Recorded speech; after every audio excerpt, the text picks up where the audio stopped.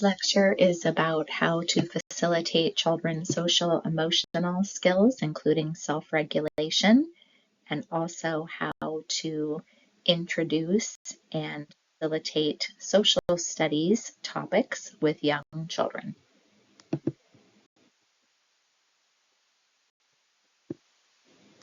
So first we're going to tackle social and emotional development, and then we will move over to social studies after that. So in this section on social emotional development, look at what social development is, what emotional development is, and what self-regulation is, because those are the three main aspects of social emotional learning that children should have access to.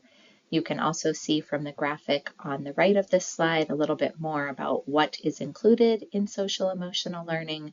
But as I said, in the next few slides, we're going to be going into all three of these aspects of social emotional development in more detail.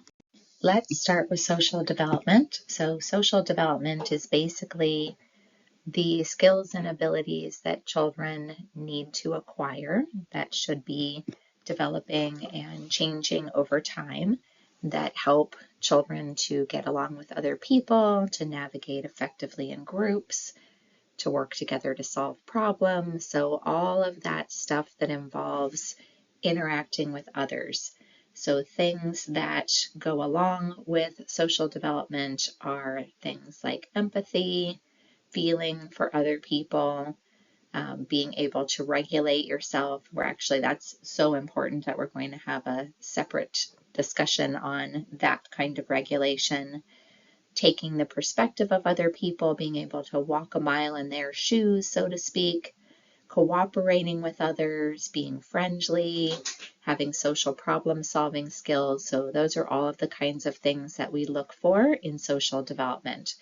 And in a minute, I am also going to show you the developmental progression of these skills, these social emotional learning skills, using some information from your book. But right now, we're just going to have some definitions of these social emotional learning aspects. We'll talk about why they're important, and then we'll look at developmental progression. Social development is very important because there is research to show that when children get it, they do better, and when they don't get the appropriate social development, that they do more poorly developmentally. So you can see on this slide that research shows that when children or students have better social competence or more positive social development, they do better both academically and in their relationships, both in childhood and later on down the line. And that when children do not develop well socially, when they perhaps experience social rejection or aren't very competent at navigating social situations, they tend to do more poorly developmentally and in academic ways. There's some very interesting research by a gentleman named Kip Williams and others. So Kip Williams developed a little assessment measure called Cyberball.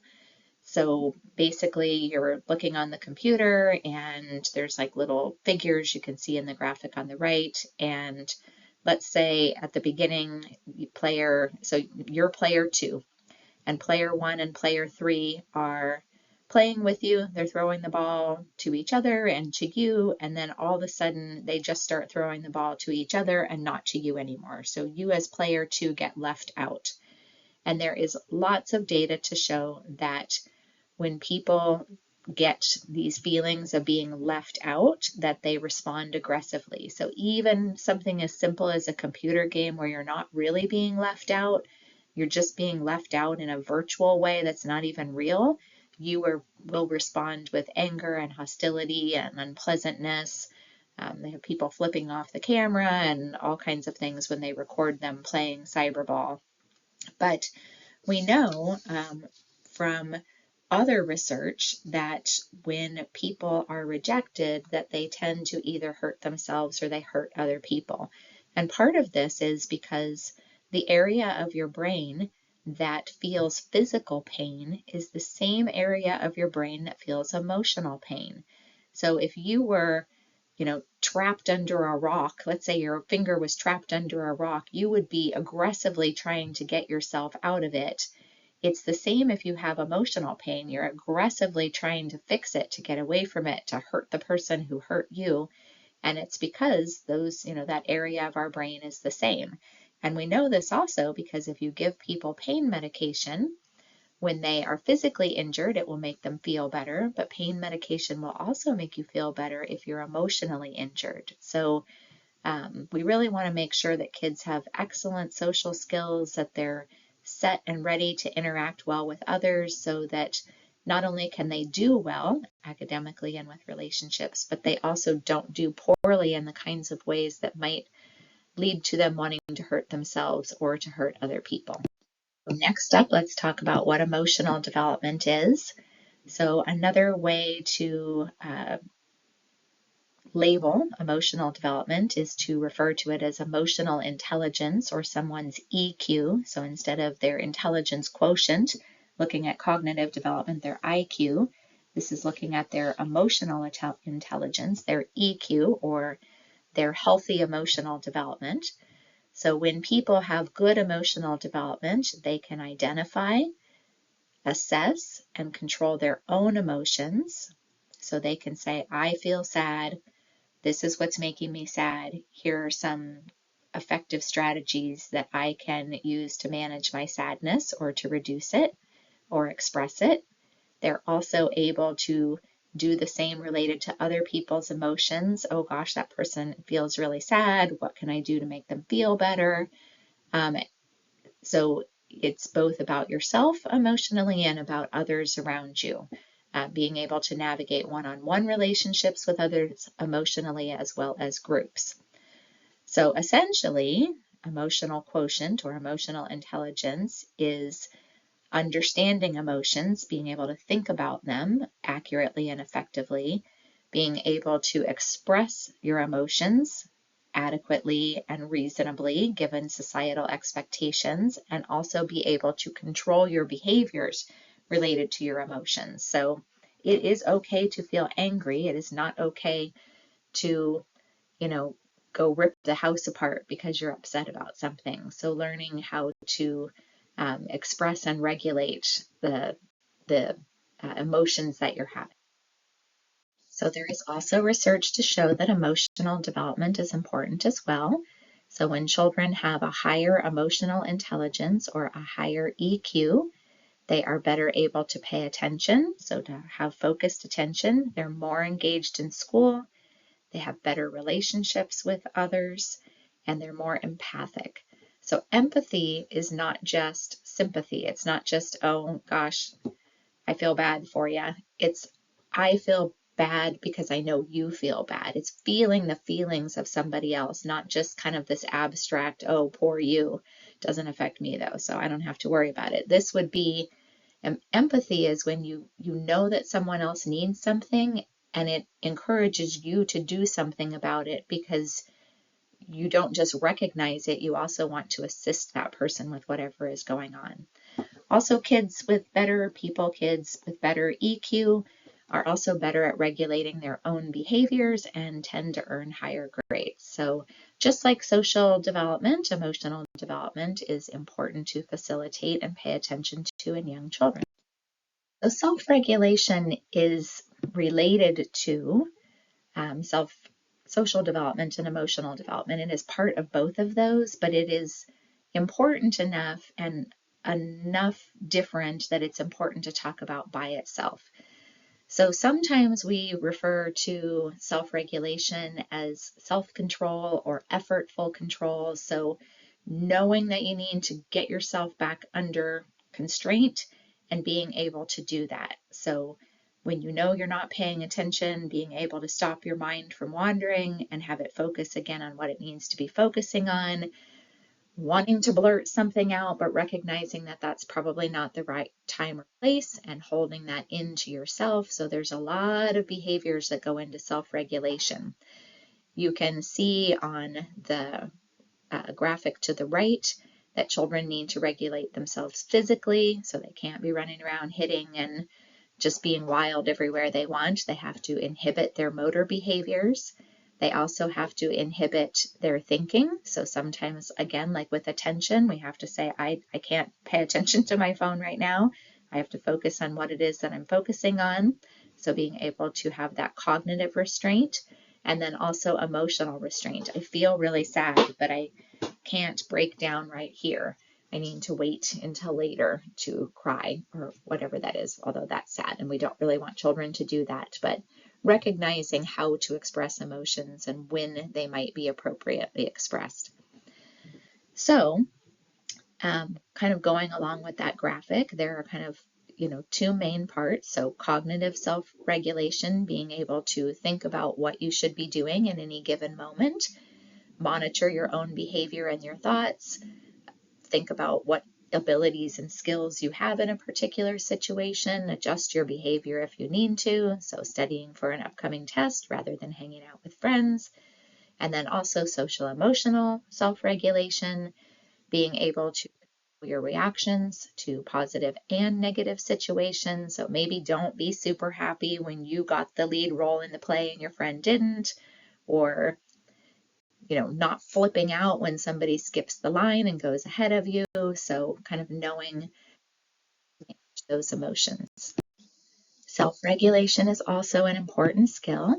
It impacts lots of other developmental areas. So when children struggle with self-regulation, they aren't very good at complying with rules and regulations, which makes having them in class difficult.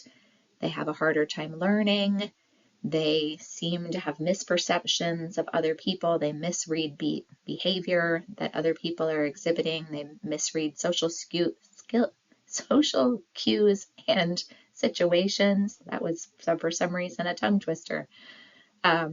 Another important piece here is not just what we want to have happen down the line, but also recognizing that self-regulation is really something that we need to help children with early on in a developmentally appropriate way and taking their skills and abilities into consideration. But if we don't help children to get a handle on self-regulation fairly early, it doesn't really go away later.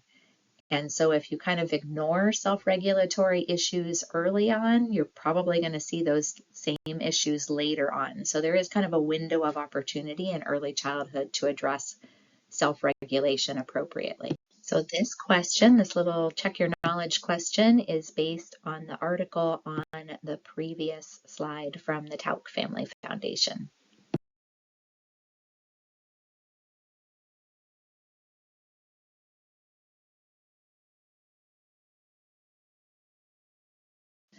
Next up, let's talk about how children's skills and abilities change across time related to social emotional development. So these are the charts from your textbook, which I'll talk about a little bit, but they show there is a chart for infants and toddlers, for preschool age children, and for early elementary children, and they give you some developmental benchmarks that we can be looking for at each of these different age groups related to children's social skills, their emotional skills, and their self-regulatory skills.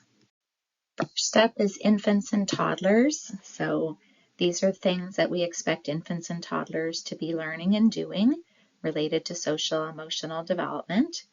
So bonds and relationships with the adult humans in their lives, their parents, their grandparents, their daycare caregivers. They really enjoy hanging out with familiar adults who they know and have trusting relationships with. They may cry when they are left or when they are left with people that they don't know. They like to explore the environment, but they really like to do so with their caregiver close by so that they can check in. They can play side by side with other children, but aren't necessarily playing with other children yet. So they really enjoy being close to other children and playing side by side or in parallel play.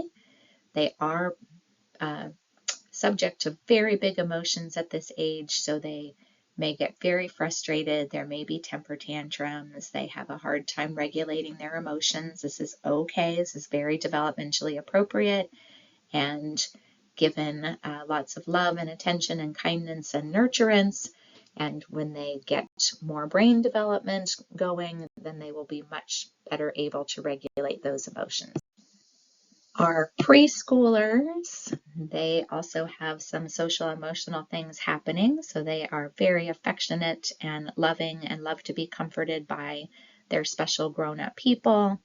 They're starting to do a bit better with reining in and navigating those big emotions. They're not quite so big anymore, so better with attention, behavior.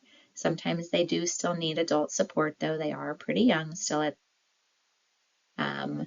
They really like to play with other children, so cooperative play is kind of in full swing. They're starting to make their first little friends at this age, particularly children who have similar interests and skills and abilities. They are much more able to navigate the social rules of situations, so there can be more of a rule basis to school, although not too much because they are still learning and new at this. They're getting the hang of how things that they do can affect and impact other people's feelings and emotions. They can describe their own emotions, at least with simple language. They're starting to work on taking turns and resolving conflicts when those arise with other children, but again, they do need adult support, and really starting to identify themselves as members of a group. So we're all in this class together. These are my friends that I like to hang out with. So lots of cool stuff happening socially and emotionally for our preschoolers. At least our early elementary school age children. So definitely much better at managing emotions and behaviors and having self-regulatory abilities, much better able to understand the perspective of others, to have empathy for others, to recognize how their actions may have social emotional consequences for other people. They're better play partners now. So preschoolers were playing, but they weren't necessarily the best play partners because they're not very good at turn taking and working out social problems and taking the suggestions of others. But early elementary school children are much better at this. They almost certainly have special friends by now that they have great loyalty to and very strong bonds with. They can communicate about their own feelings, about other people's feelings, work effectively in a classroom situation or a group. So lots of much more sophisticated skills in early elementary school. On the next few slides, we'll talk about some things we can do to help promote children's social emotional development. And then we will shift over to what is social studies and how can we incorporate that into our practices with young children. So things that teachers can do to facilitate children's social emotional development. One, just engage with children, have relationships with them, enjoy them, spend time with them, talk to them, comfort them, provide them with attention and kindness. That is a big part of it. Also making sure to give children lots of time to play with materials. Materials are great for personally working out emotions. They're also a perfect venue to get to socialize with others. So anything that you can do to provide time for play, set up the environment to encourage play, particularly play that allows children to play together and to have to negotiate and work together on the play that they're implementing. So, try and not always put out things that would be used in a solitary way, but also put out materials that are best used with more than one person. When children are interacting with other children, help to facilitate that. So make sure that you are sitting close by, you're helping to take turns with materials, you're helping to read other children's emotions and ideas and needs so that you can help children to recognize those things themselves. If struggles arise, help children to find strategies and solutions with your support that they can implement, and then maybe they'll be able to implement those independently in the future. Another important piece is to recognize that many children have excessive amounts of stress that they're trying to navigate, that they may have experienced trauma, We have lots of evidence to show, and that is a whole separate class from this one, but we have lots of evidence to show how detrimental stress and trauma are to the brain development of children. It can atrophy some areas of the brain, to children's nervous systems. It tends to set them on high alert. And then we have children whose brains and nervous systems are a little off center. And then we may see that arise in behaviors that aren't productive and aren't always welcome in early childhood classrooms. So one, it's very important to understand how trauma and stress and ACEs. So ACEs is another word for trauma. So it's a little tool that you can use to measure how much trauma or how many adverse childhood experiences children have been exposed to. So it's important to know how stress, trauma, and ACEs affect children developmentally. And then it's also important to learn about trauma-informed care. So strategies that you can use to help children who've experienced stress, trauma, and ACEs to do better socially and emotionally, because those are kids who are going to need more support. And so we need to be as informed as we possibly can about those things. I would also encourage you to watch the video on this slide. It gives you an example of how we can help children.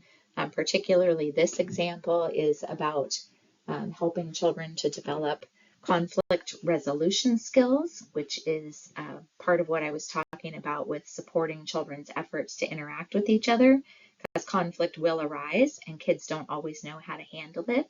And that's part of our job to help them figure those kinds of things out. We've got another slide here on how teachers can promote social emotional development. So, and then I'll give you just an example of a program that is designed to help children with these skills, and then we'll move on to social studies. So some other things is really helping children to understand that they're not the only one in the world, that other people have rights and privileges too. Again, remembering to always be developmentally appropriate. Let kids help make decisions. That's part of how you learn to be a capable, confident person in the world is, do a job in the class, ask children what they think about things, what do they think the rule about some particular things should be. You'd be surprised how much children can help with those things. Talk with them about their feelings, give them feeling words that they can use, talk with them about what other people seem to be feeling, what their role in those feelings might have been, to encourage children to be empathic or to have empathy for the feelings of other people, and to teach them strategies for how they can help when others might need help with their emotions. One thing we can definitely do is something called co-regulate. So we've got to keep ourselves under control. We got to keep ourselves in check. And then when we keep ourselves in check, that will help children to stay in check as well. Children can't regulate when you're dysregulated. So you got to regulate yourself first, and then you can use some of these strategies on the graphic to the right.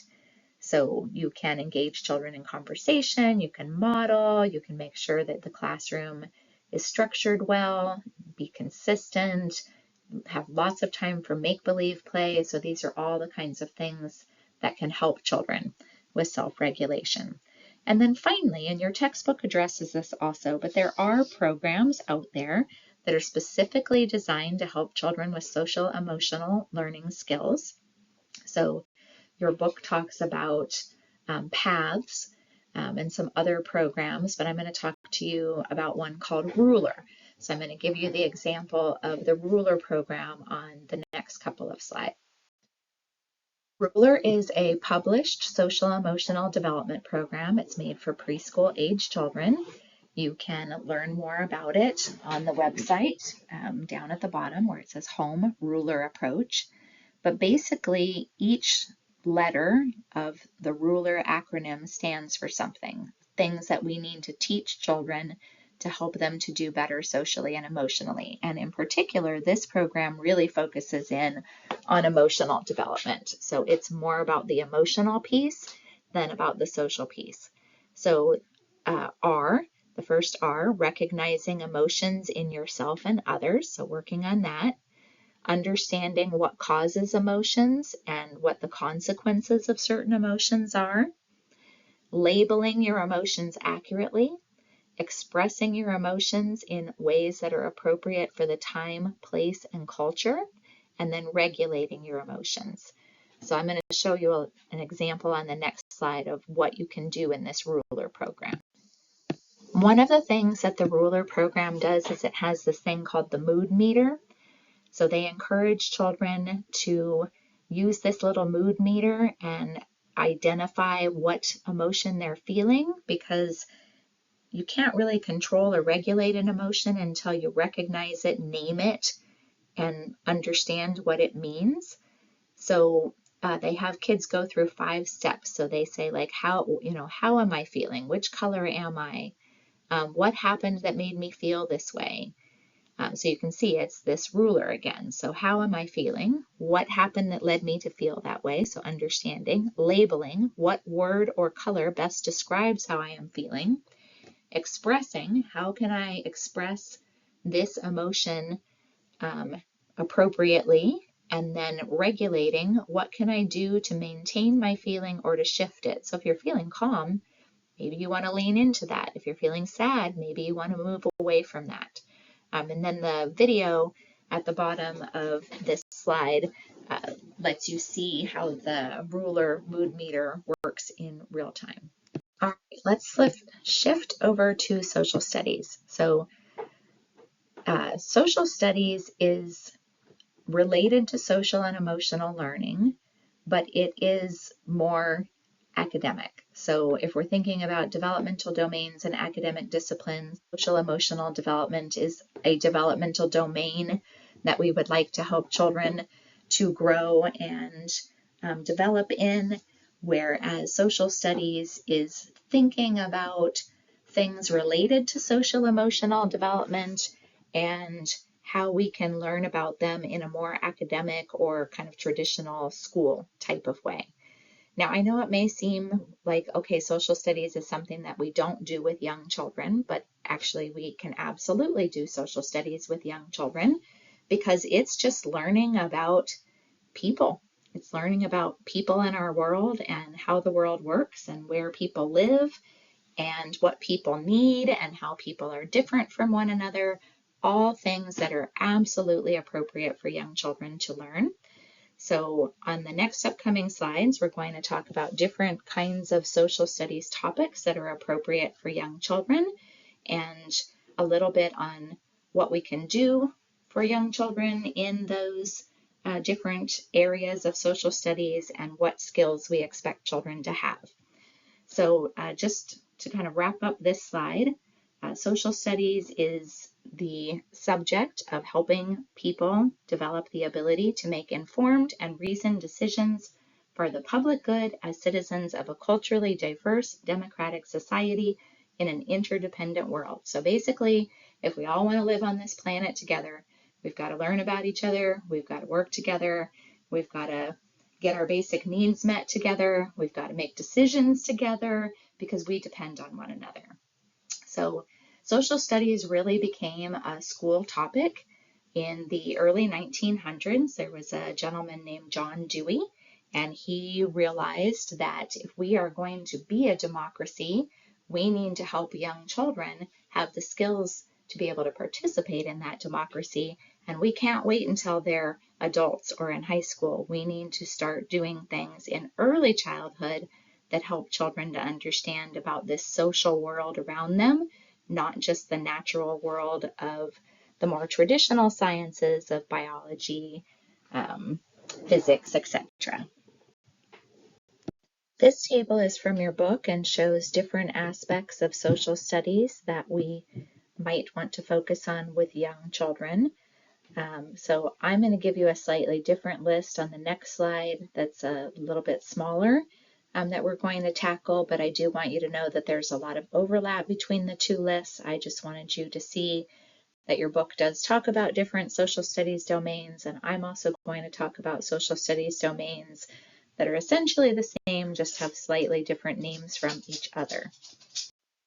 Here are the social studies principles, or the social world scientific principles that we're going to pay attention to. These are definitely social studies aspects or areas that you can focus on with young children. They are very capable of learning about all of these things, and we are going to define what each one of them are and talk about what children's skills are in those particular areas. So don't worry if you don't exactly understand what they mean, but we're going to talk about how children can learn about human similarities and differences, how they can learn about the basic needs that humans have, how they can learn about humans are interdependent upon each other, how humans and themselves have rights and responsibilities existing in a democratic world.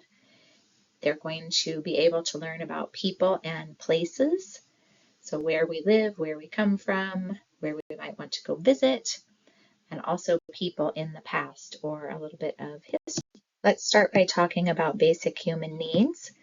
So this is helping children to understand how the things that what things we need, first of all, so that we, as humans, we need to have food, water, clothing, shelter. So you can talk about children's homes. You can talk about how they get food, that they go to the grocery store, what kind of clothing they wear, what kind of clothing they need for different environments and weather patterns. All of those things would be related to basic human needs. This also encompasses money, because in our society, money is used to get the goods and services that we need. So you can see one example of something you can do is play grocery store and have a cash register and have pretend money. So I would encourage you to watch the video on this slide, which shows you an example of how children might engage in play related to learning about basic human needs.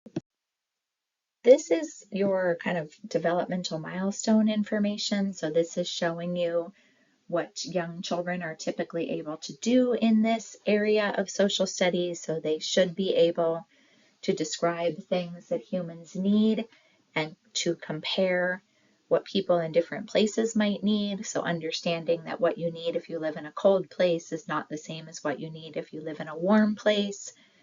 Understand that money is used to get things, and that money may be in limited supply, or that things that you want might be in limited supply. So you can't just go out in your backyard and pick everything you need off a tree. You need to figure out ways to get the things that are important to your survival.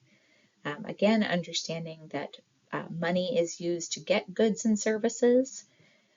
Children should be able to have an understanding of things that they want versus things that they need. We need food, clothing, and shelter. We want to have the latest toy. Those are different things from one another, and children can understand that. And again, as they get a little bit older, not right away when they're young, but they should be able to talk about, what was life like for people a long time ago versus what life is like for people now, or maybe what life was like for their relatives who came from another place. These would be more elementary school kinds of topics. The next social studies principle is human interdependence. So this is the understanding that we all have to work together to be a community that gets all of our basic needs met. So this, for young children, would be learning about who does what in families, who does what in communities, the kinds of work that people do. So if you've ever been to a school and they're talking about community helpers, they are focusing on human interdependence. So you can see washing babies, taking care of babies is part of human interdependence. You can see there's a little play scenario that is an animal shelter, so having a dramatic play about how we take care of pets in our community and that kind of work that someone can do. But that would be related to human interdependence. Skills we should see children exhibit in the human interdependence area is beginning to understand what their family and their community needs and who does what. So who's in their own family, what kind of family routines and activities take place in their families. They should have at least some understanding of the neighborhood they live in, the kind of area that they live in, maybe when they get into elementary school, the city or the state that they live in. They should be able to have a positive viewpoint of all different kinds of families. So not all families look the same as each other. Sometimes there are same-sex couples, or there are opposite-sex couples, there are extended families, there are step families, all different kinds of family configurations, and knowing about that and having a positive viewpoint in that perspective. Describing different jobs that take place in communities, having job prop play where you understand that a fire hat goes with a firefighter and a mail carrier bag goes with a mail carrier. Being able to, understand what people do in those jobs. So not just recognize their uniforms and the props, but what actually takes place with those particular jobs. And understanding the importance of those jobs, both jobs, and this again is more elementary school, but jobs in the past and why they were important then, jobs in the present and why they are important, and jobs that may occur in the future and why those might be necessary then. Next, we have rights and responsibilities. So this is thinking about the need for order. Societies don't work very well if there aren't any rules, if it's just chaos. That's not always a good thing. So thinking about how rules are made, how rules should be followed, who gets to decide about rules, how do you solve problems when they arise, when people have questions or conflicts about the rules and how things are done. So one of the best ways we can do this is to have classroom rules and to let children help create those. So I would encourage you to watch the video on this slide that shows you an example of that happening.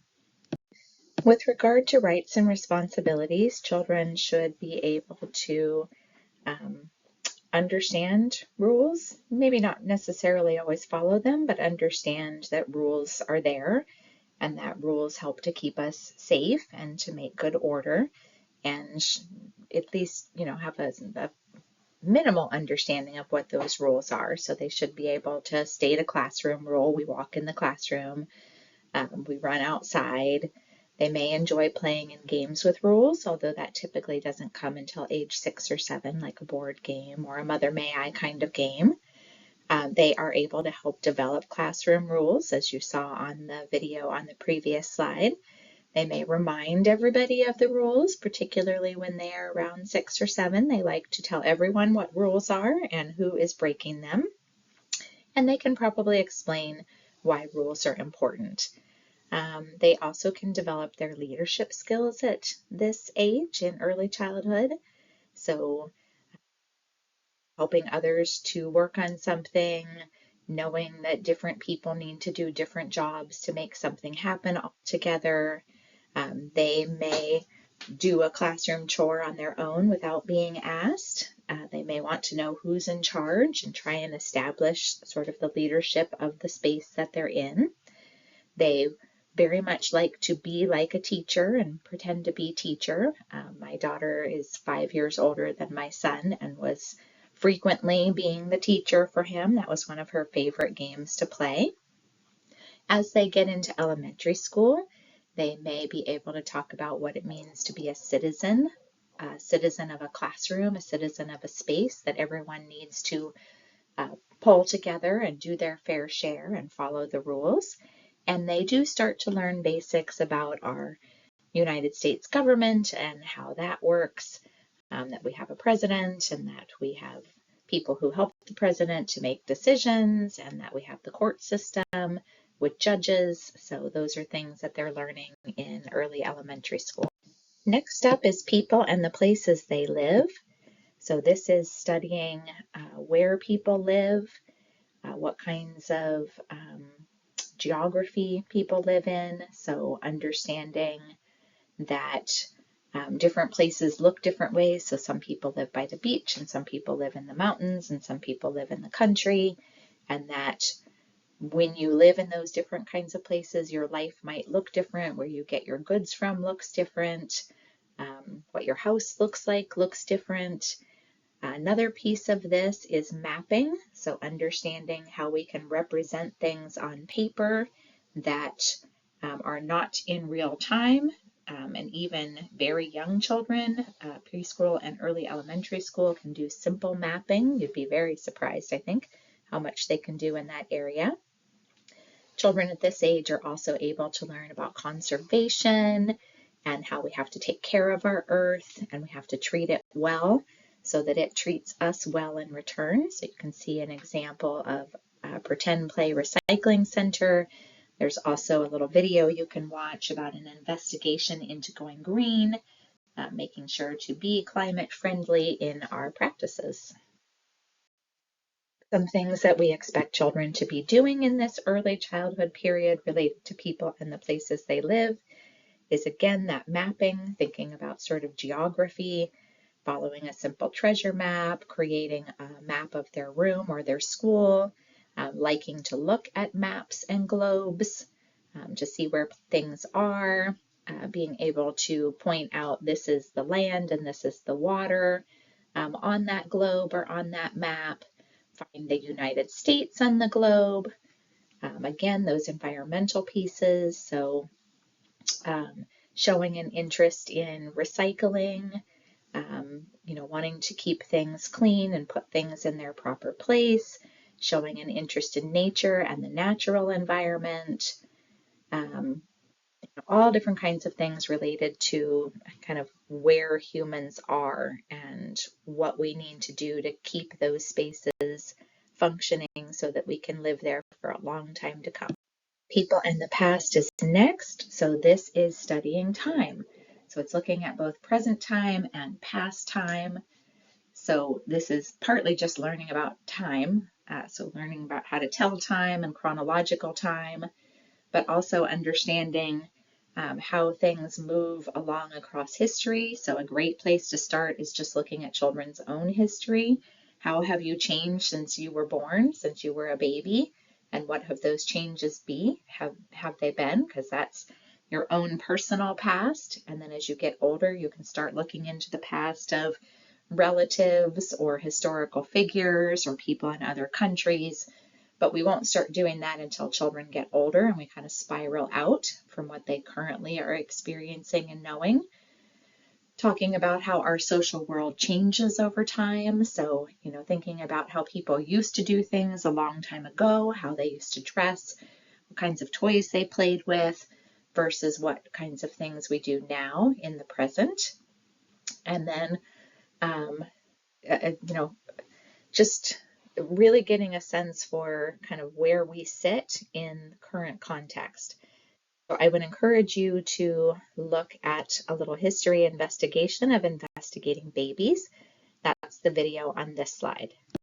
Here are some things that young children can do in this area of people in the past. So they should be able to sequence events, understand what happens first, what happens second, what happens third.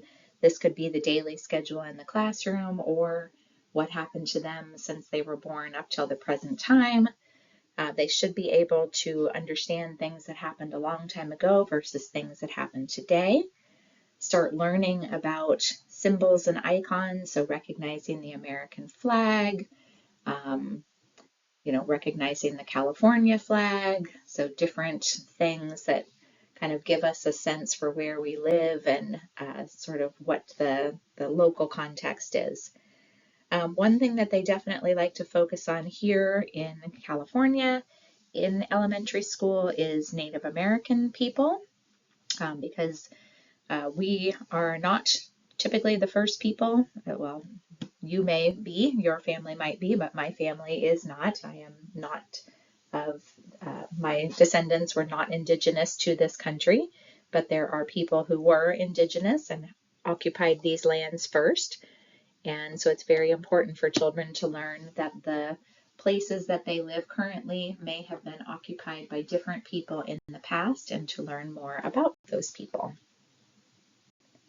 Finally, let's talk about human similarities and differences. So this is essentially talking about what makes us the same and what makes us different. So We are all human, we all have skin, we all have eyes, but those eyes might be different colors, our skin might be different colors, we may all eat, but we eat different foods. Maybe we all wear clothing, but maybe we wear slightly different kinds of clothing, and that would be a big part of what this is. Also understanding characteristics like being friendly and being unfriendly, and those different kinds of more psychology kinds of things are also related to this. And again, I would encourage you to watch the video on this slide to learn more about the kinds of things that we can do with young children in this social studies area. Children in this early childhood period should be able to describe themselves as an individual.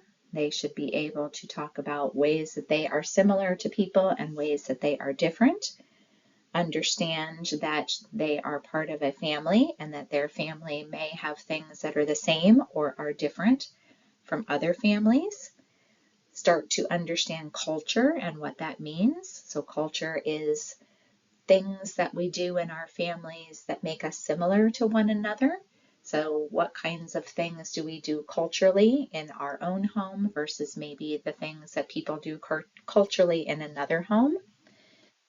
So kind of more specifically, they should be able to talk about those similarities and differences among people. They should enjoy learning poems and singing songs and reading stories about all different kinds of people in the world. I used to love to read like cross-cultural stories when I was little, and like fairy tales from other places, and just learning more about people from places not close to home, especially when I got into early elementary school. Maybe start learning a little bit of a language other than their own so that they can expand their language skills and abilities and see how language can be different from maybe what they're used to. And again, talking about how their family is alike and different. I've tried to give you some ideas sort of along the way when we've been talking about social studies for how we can help children to increase their social studies learning. But just to wrap up this lecture to give you some more generalities, maybe outside of those specific social studies domains or areas. One, just helping children to recognize that they're part of a community and that we need to participate in the communities that we are and learning more about those communities. One thing we should definitely do is make social studies learning in early childhood hands-on. So we're not reading out of history books and we're not giving children history lessons and lectures because that's not appropriate at this age. So you have to think about ways that you can take topics in these subjects and you can make them hands-on, play-based, investigation kinds of activities, and that's why I had you watch little videos along the way so you could see how we could turn these social studies topics into something more hands-on. Going back to that notion of the spiral curriculum that we were talking about when we talked about the natural sciences and math, so starting with what children know and then working our way out. So when my son was in kindergarten, he was very excited because they were doing a community unit and they walked down to a little shopping center near our house that has a grocery store, and it had a pizza shop and an ice cream shop, and they got to go in each of those facilities, those businesses, and learn more about what they do there and what the workers do and kind of have a behind the scenes look. And he talked about that field trip for probably 6 months to a year, very excited to learn more about his neighborhood, felt like he had intimate knowledge of these stores that we went to on a regular basis. So it really was taking an experience that the children probably had regularly and then amping that up, teaching them a little bit more about something that was already relevant to them. We can learn about more faraway places and people as children get older. Talking with children, encouraging them to talk with each other. So again, not just telling them information. This isn't high school social studies. This is early childhood social studies, and it involves dialogue and being hands-on with play. Also involving families, because families bring diversity to our spaces. They know things that you don't know and can be very helpful partners and companions in this social studies learning. Making sure that if children are not being friendly to diversity, if they're being unfriendly to one another in any way, that we call that out, that we give children the accurate, appropriate information they need to effectively understand diversity and difference and not just sweep under the rug things that children might say or do that are unfair. That's how we perpetuate discriminatory, stereotypical behaviors. So we want to kind of nip that in the bud when we can, because we really want to make sure that at the end of the day, children feel good about themselves and that they are living positively with all of the other people in their spaces. And those are important things to do for social studies.